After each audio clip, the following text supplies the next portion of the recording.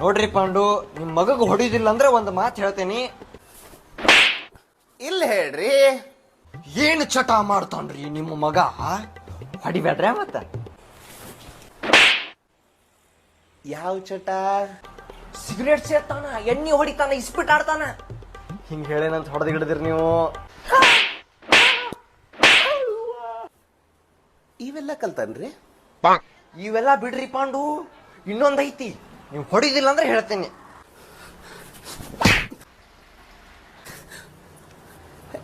ಹೇಳ್ರಿ.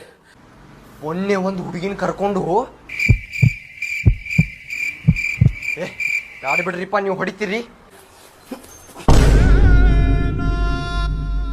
ಹೋದ್ಯಾ ಸಾಯಿಸ್ಕೊಳ್ಳಿ.